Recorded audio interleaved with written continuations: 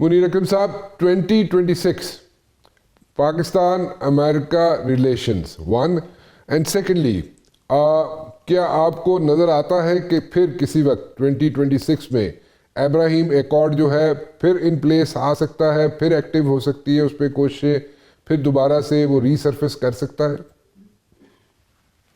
جی صحیح ہے. پہلے تو جو پاکستان یو ایس ریلیشنز اس کو میرے خیال میں ہم نے دیکھنا ہے کانٹیکس میں.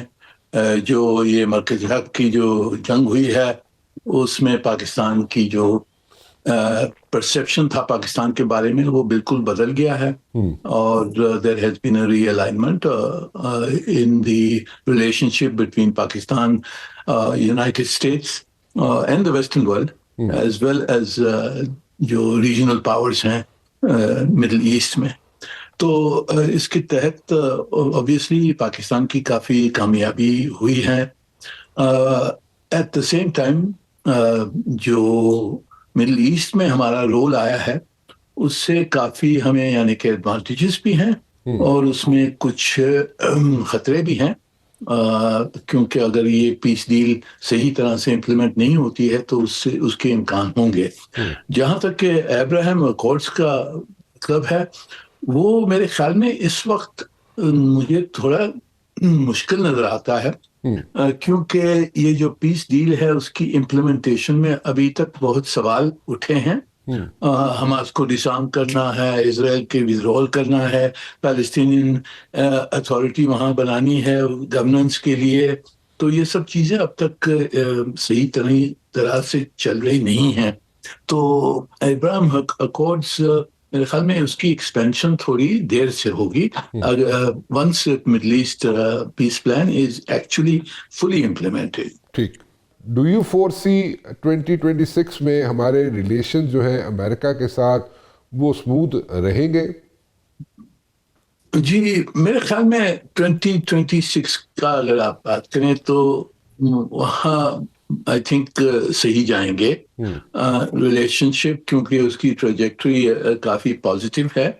اور جو ٹرمپ ایڈمنسٹریشن کی جیو پولیٹیکل تھنکنگ ہے وہ تھوڑی سی مختلف ہے پچھلی ایڈمنسٹریشن سے. ان کا فوکس ہے آن ڈیل میکنگ، اکنامک کوآپریشن، اور اس میں ہم نے کافی ساری جو ہماری پوٹینشیل ہے پاکستان کی کوآپریشن کا، جو منرل ریسورسز، کرپٹو، ٹریڈ وغیرہ، اس میں کافی اضافہ ہوا ہے اور ہو سکتا ہے. تو میرے خیال میں امریکہ کے ساتھ 2026 میں صحیح چلے گا، پر آگے جا کے پھر ہم نے دیکھنا ہے کہ یہ ونڈو آف اپرچونٹی جو کھلی ہے اس کو ہمیں کس طرح سے کنسولیڈیٹ کرنا ہے. اس کو جو ریلیشن شپ ہے ہماری economic relationship in particular, اس کو ہم نے کنسولیڈیٹ انسٹیٹیوشنلائز کرنے کی ضرورت ہے.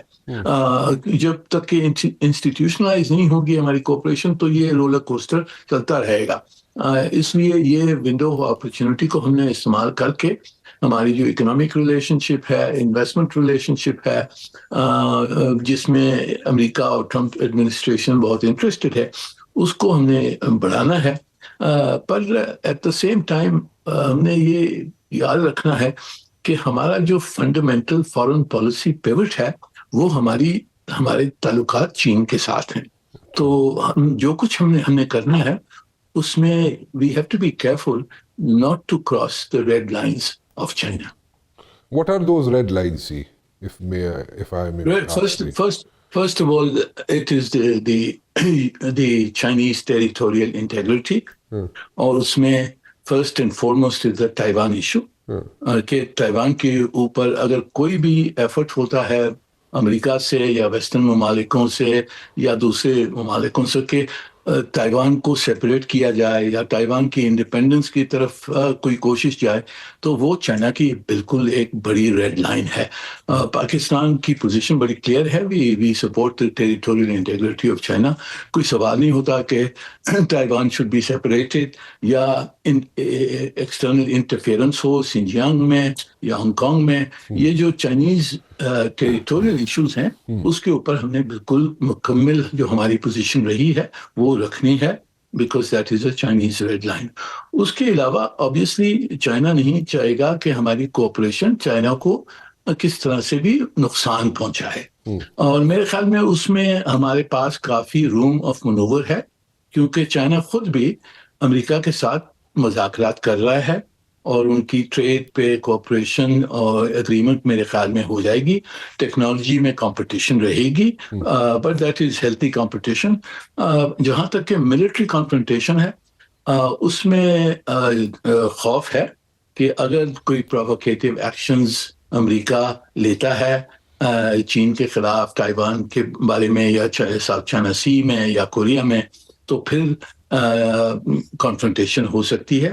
اور ہماری کوشش یہی ہونی چاہیے جو پہلے سے رہی ہے کہ پاکستان نے ہر وقت ایک میڈیٹری رول پلے کیا ہے، اور چین اور امریکہ کے درمیان جب بھی ان کے مشکلات آئے ہیں، تو یہ رول اب تک ہم پلے کر سکتے ہیں. اور ہماری کوشش یہی ہونی چاہیے کہ چائنا اور یو ایس کی ریلیشن شپ اسموتھ رہے، کوآپریٹو رہے، اور ہماری کنورجنسز جو دونوں کے ساتھ ہیں ان کو بڑھایا جائے.